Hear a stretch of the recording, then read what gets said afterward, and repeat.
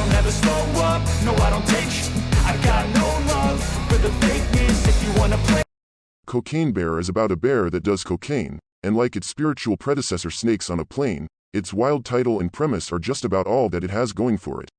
Even the fact that Elizabeth Banks' film is loosely based on a true story turns out to be inconsequential. The primary failing of this R-rated black comedy has nothing to do with its realism, or lack thereof, but, instead, with its broad, cartoonish, desperate to be outrageous humorlessness. The only snorts it warrants are of the disdainful variety. Produced by the usually reliable Phil Lord and Christopher Miller, Cocaine Bear, which premieres February 24th, is remarkable in that the sole idea in its narcotized head is to have multiple men and women scream about how the bear that's pursuing them is unhinged because it's high as a kite. Jimmy Warden's script believes that asking audiences to repeatedly laugh at its central conceit is enough, or at least that's the persistent impression one gleans from a story that otherwise features no distinctive characters, funny one-liners, or witty scenarios. To call the proceedings one note is to oversell their depth. The sheer dearth of ideas in this fiasco is almost impressively profound. Matthew Rhys fares best in Cocaine Bear because, after dumping numerous duffel bags of cocaine out an airplane flying over Georgia's Chattahoochee National Forest in 1985, his smuggler Andrew Thornton II, who was a real crook, as confirmed by non-fiction news reports presented here, perishes during his ensuing skydive. The rest of the film's cast, alas, must endure greater stretches of embarrassing screen time. Among that group, arguably none suffer worse than Kerry Russell as Sorry, who we're told is a nurse but who more accurately sums herself up when, in the climax, she introduces herself by proclaiming, "I'm the mom." That she is, and nothing more, with Russell saddled with a monumentally thankless role as a single mother endeavoring to find daughter Dee, Brooklyn Prince, and her best friend Henry, Christian Convery, in the woods, where they're playing hooky and have come face to face with the overstimulated animal. The nominal reason these kids are in the wilderness is that Dee wants to paint a waterfall, but this motivation is about as tossed off as everything else in Cocaine Bear. There's no reason to expect airtight logic from an affair like this, but the laziness on display nonetheless proves enervating as Banks and Warden introduce the rest of their protagonists, including a third alum from The Americans.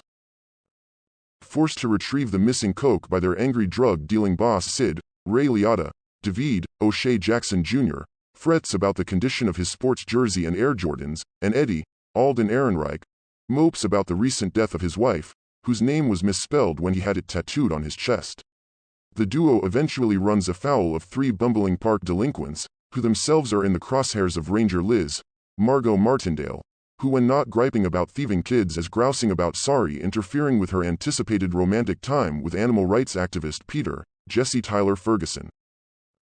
All of this is ignorable, as Cocaine Bear half-heartedly develops paper-thin relationships that quickly fall by the wayside once its stick figures are attacked by the bear, which, did I mention, loves cocaine. Further populating this tale is Detective Bob, Isaiah Whitlock Jr., who has a fluffy new dog that he leaves with colleague Reba, Ayula Smart, so he can investigate the missing cocaine. No sooner has he arrived in Georgia than he's succeeded in his mission, since, at every turn, the film has no interest in actual, credible plotting. It merely cares about throwing a bunch of frantic cardboard cutouts in the path of its monster so they can be mauled, torn apart, and decapitated in scenes that somehow think that excessive, unreal gore is the surest path to hilarity. Because it doesn't want to skimp on over-the-top kills, Cocaine Bear boasts even more lambs to the slaughter, like tourists Olaf, Christopher Hiveju, and Elsa, Hannah Hoekstra, one of whom dies so the other can survive long enough to become a handy, and then casually cast aside, narrative device. Between the thoughtless sketchiness of their construction and the callous brutality of their demises, these characters feel like offensive insults to the actors tasked with playing them, especially in the case of Martindale, who's about 1,000 times too accomplished to be subjected to such ugliness. That the actress is up for outlandish madness speaks well of her, but Banks and Warden only repay her gameness with disrespect. As for the bear, it resembles a clumsy digital creation when it's bounding through the woods, rapidly scaling trees and rolling around in white powder, and it looks even phonier during its many growling close-ups. As a result, there's no uproarious absurdity to the sight of it reveling in illicit substances, nor any tension from the many bizarre sequences that Banks stages for genuine suspense.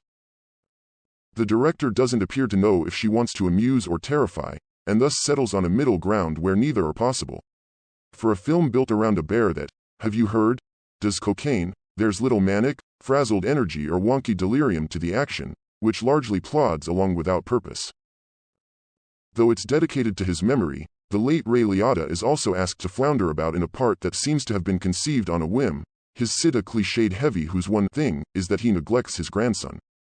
It's moviegoers, however, who are truly given short shrift by Cocaine Bear. Banks' film assumes its title will both get people into seats and then suffice when it comes to entertaining them, compensating for a dearth of jokes, details and basic craftsmanship, the last of which is epitomized by a late reference to a mutilated victim that the director then suddenly, bizarrely cuts to, thereby putting the cart before the horse. Slapdash beyond repair, it's the sort of squandered potential debacle to which one should just say no.